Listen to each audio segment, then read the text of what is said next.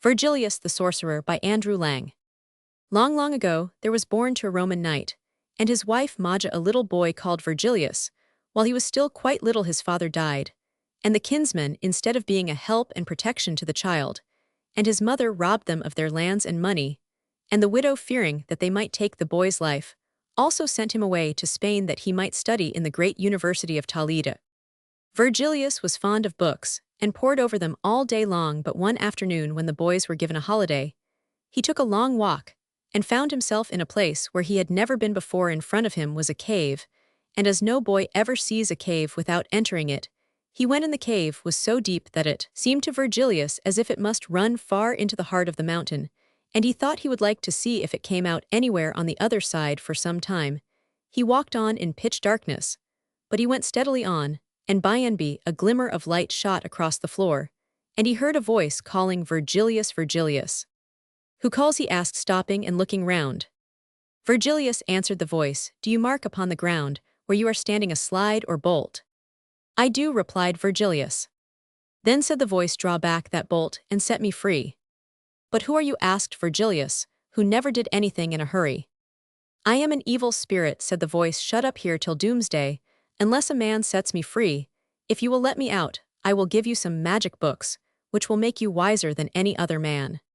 Now Virgilius loved wisdom, and was tempted by these promises, but again his prudence came to his aid, and he demanded that the books should be handed over to him first, and that he should be told how to use them. The evil spirit, unable to help itself, did as Virgilius bade him, and then the bolt was drawn back. Underneath was a small hole, and out of this the evil spirit gradually wriggled himself.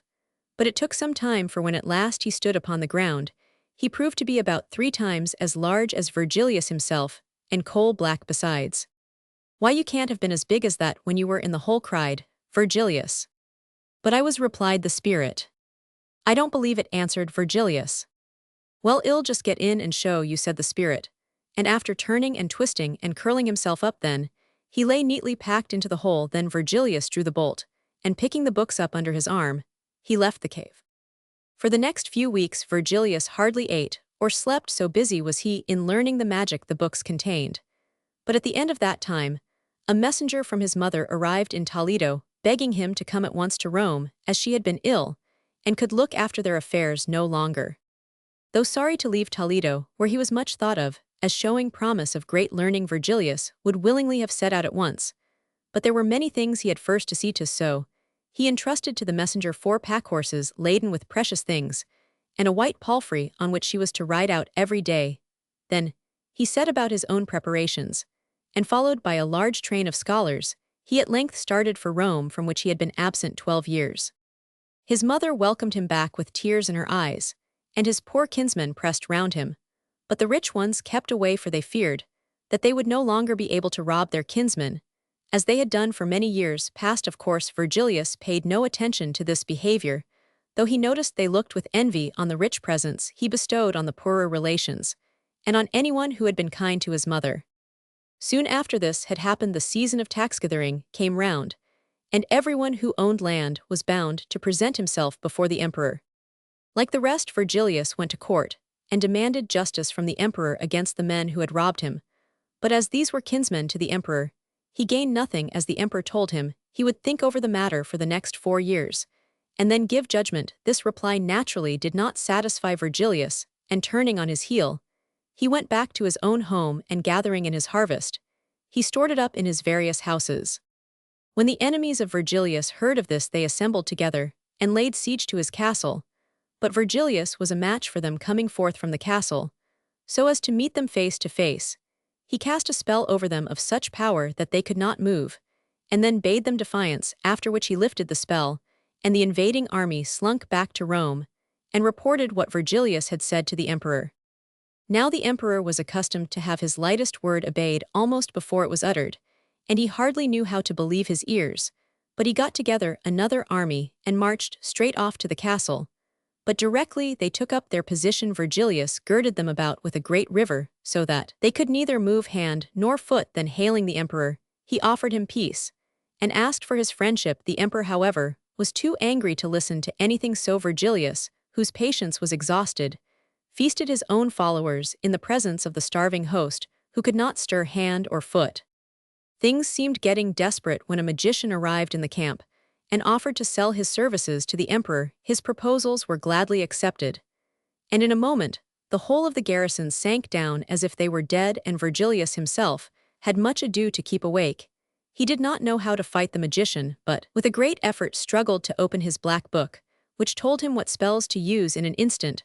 All his foes seemed turned to stone, and where each man was, there he stayed. Some were halfway up the ladders, some had 1 foot over the wall, but wherever they might chance to be, there every man remained, even the emperor and his sorcerer. All day they stayed there like flies upon the wall, but during the night Virgilius stole softly to the emperor and offered him his freedom as long as he would do him justice. The emperor, who by this time was thoroughly frightened, said he would agree to anything Virgilius desired, so Virgilius took off his spells, and after feasting the army and bestowing on every man a gift, bade them return to Rome.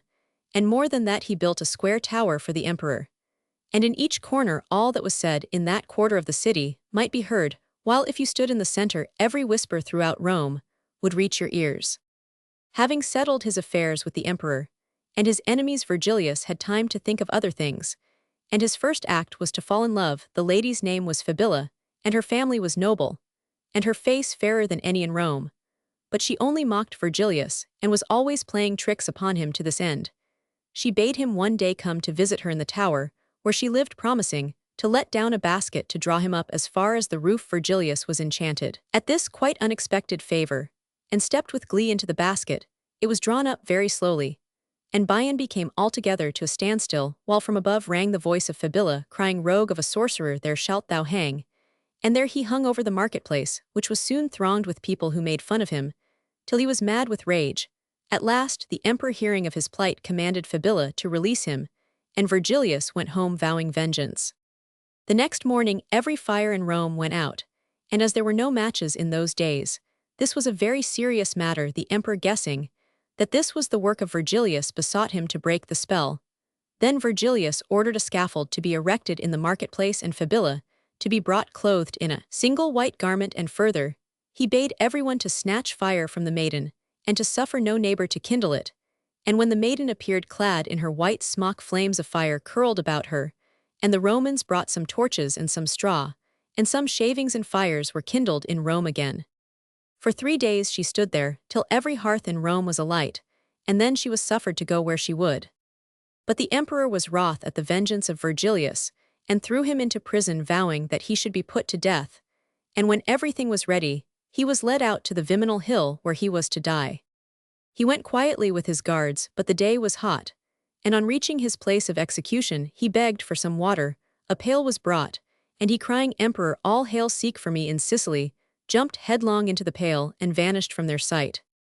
For some time we hear no more of Virgilius, or how he made his peace with the emperor, but the next event in his history was his being sent for to the palace, to give the emperor advice how to guard Rome from foes within as well as foes without. Virgilius spent many days in deep thought, and at length invented a plan which was known to all as the preservation of Rome.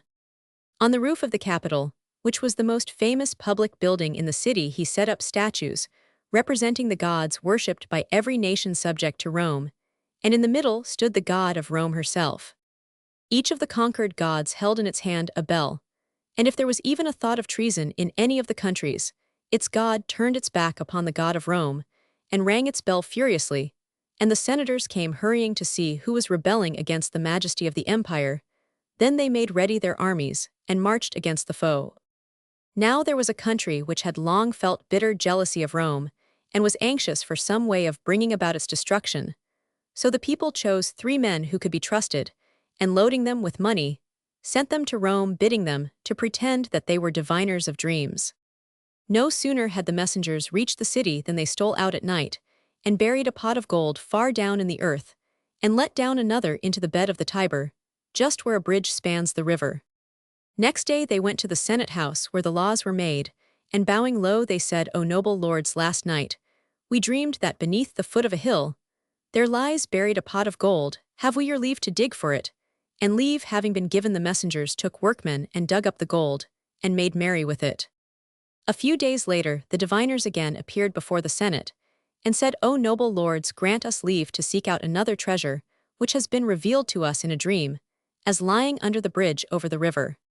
And the senators gave leave, and the messengers hired boats and men, and let down ropes with hooks, and at length drew up the pot of gold, some of which they gave as presents to the senators. A week or two passed by, and once more they appeared in the Senate house. "O noble lords," said they, "last night in a vision, we beheld 12 casks of gold lying under the foundation stone of the Capitol, on which stands the statue of the preservation of Rome. Now seeing that by your goodness we have been greatly enriched by our former dreams, we wish in gratitude to bestow this third treasure on you for your own profit, so give us workers, and we will begin to dig without delay." And receiving permission, they began to dig, and when the messengers had almost undermined the Capitol, they stole away as secretly as they had come. And next morning the stone gave way, and the sacred statue fell on its face, and was broken, and the senators knew that their greed had been their ruin. From that day things went from bad to worse, and every morning crowds presented themselves before the emperor complaining of the robberies, murders, and other crimes that were committed nightly in the streets. The emperor, desiring nothing so much as the safety of his subjects, took counsel with Virgilius how this violence could be put down. Virgilius thought hard for a long time, and then he spoke. "Great prince," said he, "cause a copper horse and rider to be made and stationed in front of the Capitol. Then make a proclamation that at 10 o'clock a bell will toll, and every man is to enter his house, and not leave it again." The emperor did as Virgilius advised, but thieves and murderers laughed at the horse, and went about their misdeeds as usual. But at the last stroke of the bell, the horse set off at full gallop through the streets of Rome, and by daylight men counted over 200 corpses that it had trodden down the rest of the thievesand. There were still many remaining instead of being frightened into honesty, as Virgilius had hoped, prepared rope ladders with hooks to them, and when they heard the sound of the horse's hoofs, they stuck their ladders into the walls, and climbed up above the reach of the horse and its rider. Then the emperor commanded 2 copper dogs to be made that would run after the horse, and when the thieves hanging from the walls mocked and jeered at Virgilius and the emperor, the dogs leaped high after them, and pulled them to the ground and bit them to death. Thus did Virgilius restore peace and order to the city. Now about this time, there came to be noised abroad the fame of the daughter of the Sultan, who ruled over the province of Babylon, and indeed she was said to be the most beautiful princess in the world. Virgilius, like the rest, listened to the stories that were told of her, and fell so violently in love with all he heard that he built a bridge in the air, which stretched all the way between Rome and Babylon. He then passed over it to visit the princess, who, though somewhat surprised to see him, gave him welcome, and after some conversation became in her turn anxious to see the distant country where this stranger lived, and he promised that he would carry her there himself without wetting the soles of his feet. The princess spent some days in the palace of Virgilius, looking at wonders of which she had never dreamed. Though she declined to accept the presents he longed to heap on her, the hours passed as if they were minutes, till the princess said that she could be no longer absent from her father. Then Virgilius conducted her himself over the airy bridge, and laid her gently down on her own bed, where she was found next morning by her father. She told him all that had happened to her, and he pretended to be very much interested and begged that the next time Virgilius came, he might be introduced to him. Soon after the Sultan received a message from his daughter that the stranger was there, and he commanded that a feast should be made ready, and sending for the princess delivered into her hands a cup, which he said she was to present to Virgilius herself in order to do him honor. When they were all seated at the feast, the princess rose, and presented the cup to Virgilius, who directly he had drunk fell into a deep sleep. Then the Sultan ordered his guards to bind him, and left him there till the following day. Directly the Sultan was up, he summoned his lords and nobles into his great hall, and commanded that the cords which bound Virgilius should be taken off, and the prisoner brought before him. The moment he appeared, the Sultan's passion broke forth, and he accused his captive of the crime of conveying the princess into distant lands without his leave. Virgilius replied that if he had taken her away, he had also brought her back when he might have kept her, and that if they would set him free to return to his own land, he would come hither no more. "Not so," cried the Sultan, "but a shameful death you shall die," and the princess fell on her knees, and begged she might die with him. "You are out in your reckoning, Sir Sultan," said Virgilius, whose patience was at an end, and he cast a spell over the Sultan and his lords, so that they believed that the great river of Babylon was flowing through the hall, and that they must swim for their lives, so leaving them to plunge and leap like frogs and fishes, Virgilius took the princess in his arms and carried her over the airy bridge back to Rome. Now Virgilius did not think that either his palace or even Rome itself was good enough to contain such a pearl as the princess, so he built her a city whose foundations stood upon eggs buried far away down in the depths of the sea. And in the city was a square tower, and on the roof of the tower was a rod of iron, and across he laid a bottle, and on the bottle he placed an egg, and from the egg there hung chained an apple which hangs there to this day. And when the egg shakes, the city quakes, and when the egg shall be broken, the city shall be destroyed. And the city Virgilius filled full of wonders such as never were seen before, and he called its name Naples. Adapted from Virgilius the Sorcerer.